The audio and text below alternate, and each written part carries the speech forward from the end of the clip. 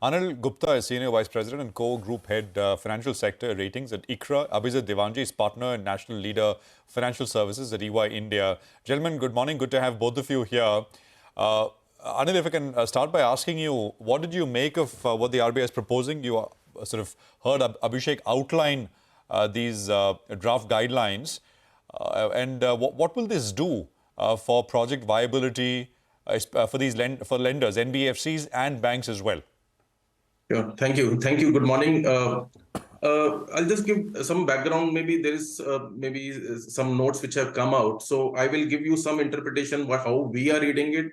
The intent of RBI is basically to harmonize the norms across banks and NBFCs. Today, the standard asset provisioning for bank is 0.4%, and for NBFC it is 0.25%, even if the project has taken a DCCO. Right, so DCCO can be taken up to 2 years, and for some additional reasons, it can be even taken up to 4 years for an infra project. Now, when the existing guidelines are there, they are saying that if it is up to 2 years, the standard asset provisioning requirement is 0.4% for a bank and 0.25% for an NBFC. Now, what it has changed is that the projects who are taking DCCO, but the DCCO extension is up to the period of 2 years, right? The provisioning norm is 5%. So what possibly the reading in the market is that all the under construction projects will require a 5% provision. What our reading is that the projects who are taking DCCO and up to 2 years will require a 5% provision. This 5% provision clause is already there in the circular of banks and NBFCs. However, that 5% provisioning clause kicks in when the DCCO extension is beyond 2 years, like up to 4 years. Now, existing regulations already have that provision of 5% regulation. What the new regulation says that if the extension is beyond 2 years, you increase the provision from 5% to 7.5%. So that way, it's basically enhancing the provision on the projects who have taken a DCCO. That is our reading, and not applicable to all under construction projects. No, so are you talking about this being sort of in a way not retrospective in that sense, Anil? No, it will be applicable for all the cases where the projects are under construction and have taken a DCCO in the past. But if you look at the portfolio, right? If you look at the portfolio of the infra financing companies or banks, right? Which projects have a long gestation period? The roads, the power, and really the capex in these segments have been driven by the government entities. What the private sector is today taking is the renewable energy, which is a much slower or a shorter gestation period, and the chances of a COD extension is not that long. So what we are talking about from this circular is increased provisioning requirement of 5% on projects which have taken DCCO. Earlier, this project provisioning requirement was 0.25% for NBFCs and 0.4% for banks. Abhijit, come in there. You heard Anil, you heard Abhishek earlier. What is your own sense at what these rules will do if they're implemented like this? Well, of course, it will impact CET ratios. And I think if Anil says that the 5% is only applicable for portfolios where a DCCO deferment has been availed to, then I think that has to be clarified, because if you look at the circular today, it does not seem to clarify that. It says all funded exposures. So I think there will be a clarification required for that. And then it says that if you avail of a further 2-year extension, then you have to build a 2.5% provision on top of that. So there are two separate lines which talk about it. And I think it's important to clarify that the upfront provisioning is only applicable on deferral projects and not on all projects. So that's important.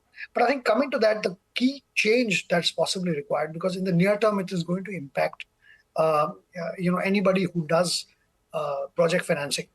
Simply because if you have to take a 5% provision upfront, then clearly it's a non-starter and ratios will get impacted. What could be there, I think, is a combination of clarification can be made around the two of them to say that currently no provisioning is required. However, if you avail of a DCCO deferment, then you should ask for provisioning. I think that would be a fair understanding as far as initial provisions are concerned. But moving to the larger guidelines, I think they are very comprehensive in terms of how it deals with the problem of infra financing, and we can deal with that later. No, so for example, for companies like REC and PFC, I mean the markets stocks are down 10% right now as we speak, Abhijit. What does this mean? I mean, so project comes up to them, a new project comes up to them for financing. I mean, they'll have to pass this on with regards with higher interest rates. I mean, you think the project viability itself goes down? What are the implications over a period of time, in your opinion? So it's not so much, so viability will get impacted if interest rates go up for sure. But if interest rates are used to compensate cost of capital, which is, for example, you're only able to you have to take an initial 5% provision upfront. So effectively, you're only deploying lesser capital, 95% of your capital. And hence your cost of capital goes up. If the cost of capital goes up, then the cost of interest goes up. If the cost of interest goes up, there could be an impact on the viability of the project. So that clearly is a non-starter for most, as we rightly said.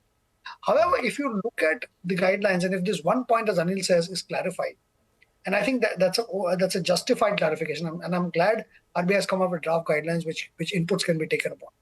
Only where a deferral is taken should penal provisions apply, and I think it makes sense to have a standard provision, a higher standard provision for deferrals, because India is notorious in terms of delaying these construction projects. And if you look at the guidelines now, I think, and if you look at the comprehensive guidelines and not just focus on these initial ones, it actually gives a lot of leeway. It allows a specific framework which says that financial closure has to be achieved. Once financial closures, indicative financial closures is all approvals. Now that will actually force the government to make sure that before a financial closure is achieved, the respective extraneous approvals that are required are actually gone. That will actually improve the viability of a project finance very, very significantly. So I think RBI is also nudging the government to say that before you give out a project, make sure that there is enough viability. After that, I think they have given them a further leeway to say that between 2 to 3 years, if you have to extend DCCO before the completion of the project, we are okay with it. And it's laid down some guidelines for it. I think that it's very comprehensively dealt with the issue that project finance can be deferred. And for that deferral, it gives a lot of clarity to banks going forward. The only clarity that now needs to come in is the upfront provision. Yeah, which and if our Anil's interpretation is correct, then it is not so bad, right? Right. Absolutely. Absolutely. Yeah, Anil, would you seek clarification from the RBI? Would you because that's a significant point. Right, because if you read the circular, that additional provisioning requirement is part of the chapter which talks about resolution and prudential norms. So it is not the part of the general, maybe the guidelines. So what we are correlating is that this is part of the resolution process, not the part of maybe the upfront, maybe standard asset provisioning on in a normal course of business. So DCCO is not a normal course of business as it was in the past, where you still can continue with the 0.25 or 0.4% provision. In the revised scheme of things, it is being said that it is an event of a stress, and instead of 0.4, you take it to 5%. So basically, it's a positive thing from the balance sheet strengthening perspective.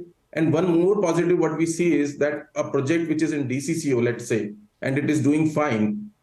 As per our understanding, there was no maybe any provision in terms of, let's say, it would have taken a 5% provision as per the earlier guidelines. There was no roadmap in terms of reducing that provision from 5% to, let's say, 2.5% and 1%, which is currently being proposed. So in case the project is doing fine after DCCO, the provisioning can actually go down to 1%, let's say if the project is able to pay back 20% of the debt. Yeah. So that way, it is positive from the release of the project provisions also, which the entity or a lender may be carrying for a project which is doing well. Okay, I think we're out of time. I had a few more questions, but we'll have to address it later. Anil and Abizar, thank you very much, both of you, for joining us with that perspective. But that point needs to be clarified. And we'll also, of course, try and reach out and get some, get a better understanding from the regulator on whether that really is the case.